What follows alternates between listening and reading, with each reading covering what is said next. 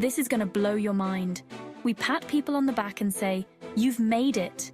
But it's not about reaching a finish line. It's stepping onto a new playing field with its own rules and challenges. We often approach this transition with myths and misconceptions. Let's debunk 15 common myths about becoming a manager.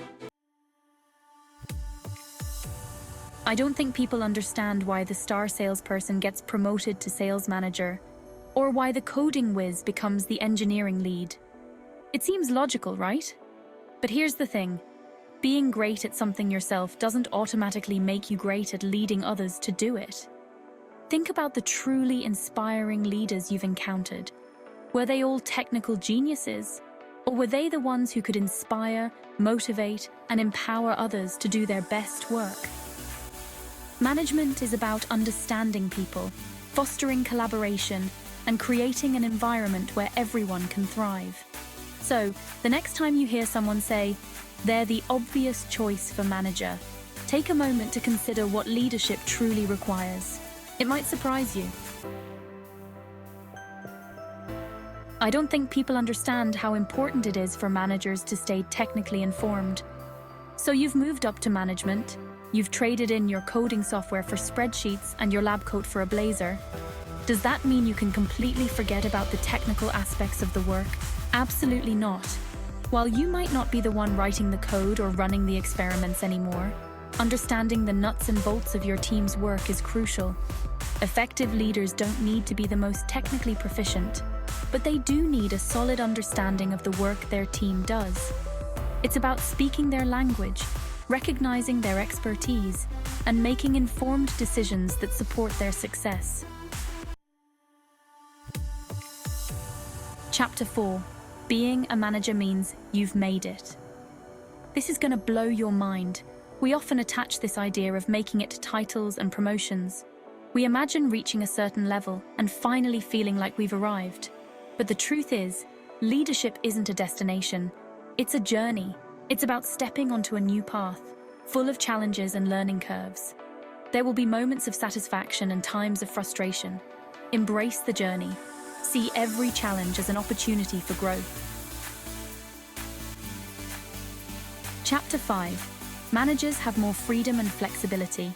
I bet you didn't know that being a manager isn't all about freedom and flexibility. Picture this.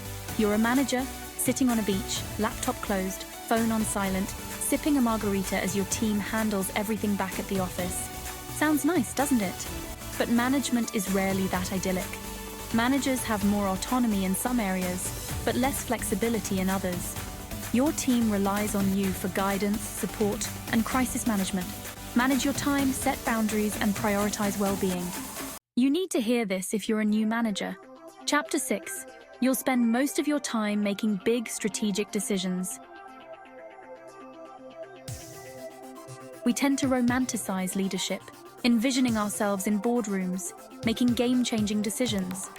While those moments do happen, they're often the exception.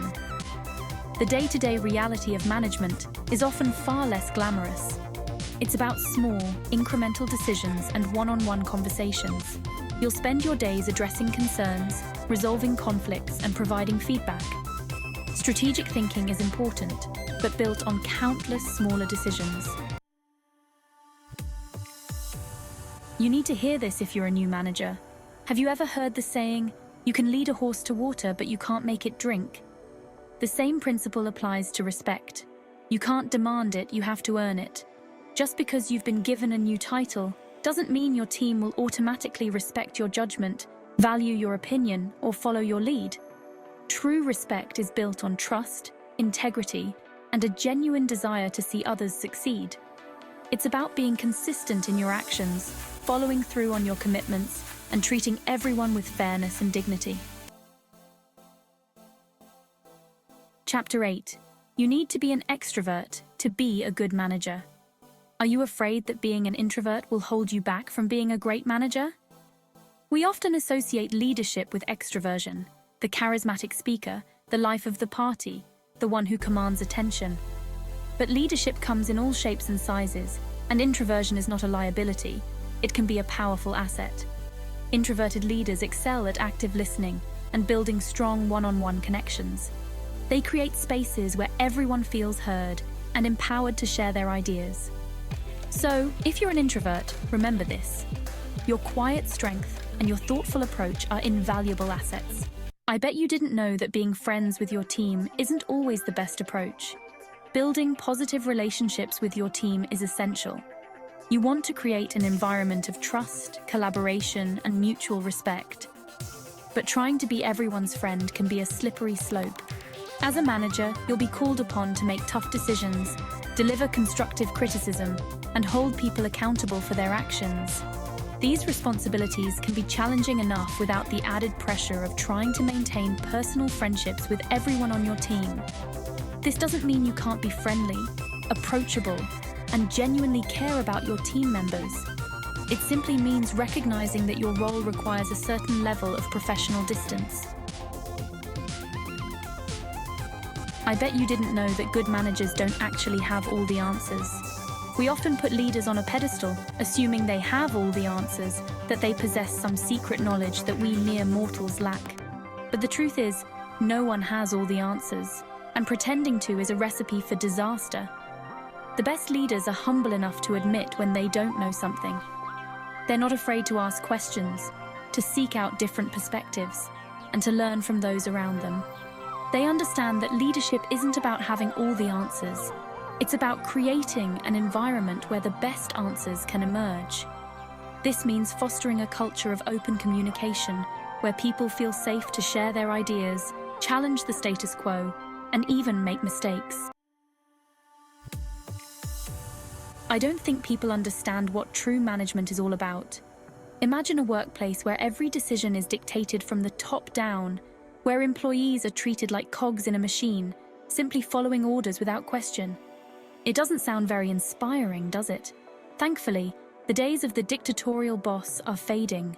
Modern leadership is about empowering your team, not controlling them. It's about providing guidance, not giving orders. It's about creating a shared vision and then trusting your team to help you achieve it. This means fostering a collaborative environment where everyone feels valued and respected. I bet you didn't know that becoming a manager doesn't mean you stop doing actual work.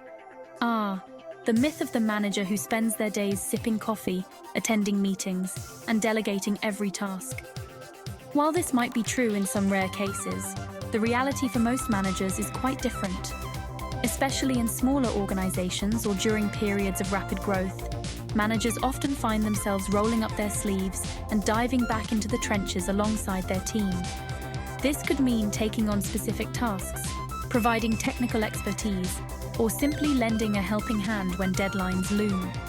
The key is to find the right balance between delegating effectively and staying connected to the core work of the team. I bet you didn't know that treating everyone exactly the same isn't the key to fairness. We often talk about fairness and equality as if they mean treating everyone identically. But the truth is, true fairness means recognizing that everyone is different, with unique strengths, weaknesses, and motivations. Effective managers understand that a one-size-fits-all approach to leadership simply doesn't work. They take the time to get to know their team members individually, to understand their aspirations, their communication styles, and their preferred ways of working. This might mean providing different types of feedback, offering tailored development opportunities, or simply adjusting your communication style to better resonate with each individual. I bet you didn't know that delegation isn't the magic key to work-life balance. Imagine handing off all your tasks and responsibilities, freeing up your schedule for leisurely lunches and guilt-free vacations. While delegation is a crucial skill for any manager, it's not a magic bullet for achieving perfect work-life balance. In fact, many new managers find that their work-life balance actually suffers in the initial transition period. They feel the weight of their team's success on their shoulders. They're still learning to delegate effectively, and they haven't yet established clear boundaries between their work life and their personal life. Are you overwhelmed by the thought of mastering management systems and processes? We often focus on the technical aspects of management, the software, the spreadsheets, the processes and procedures. While these are important, they're not the most challenging part of the job. The truly difficult aspects of leadership are the ones that involve navigating the complexities of human emotion. It's about having difficult conversations, delivering constructive criticism, resolving conflicts, and building trust with your team. It's about making decisions that impact people's lives, balancing competing priorities, and staying calm under pressure. These are the skills that take time, practice, and a willingness to be vulnerable. This is why you need to rethink what it means to be a good manager. We often fall into the trap of believing that leadership is an innate talent, something you're either born with or you're not.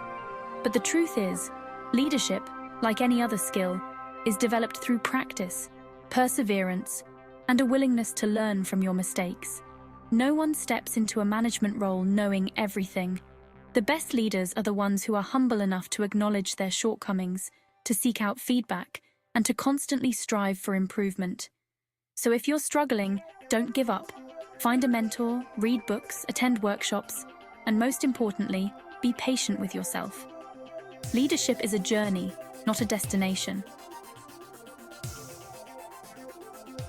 This is why you need to understand the transition to management. The transition to management is a significant career change that comes with its own set of challenges and rewards. By understanding and debunking these common myths, aspiring managers can approach the role with more realistic expectations and better prepare themselves for the journey ahead. Remember, effective management is about continuous learning, adapting to new situations, and focusing on both results and relationships. The key to success lies not in avoiding mistakes or knowing everything from day one, but in being open to growth and committed to developing both yourself and your team.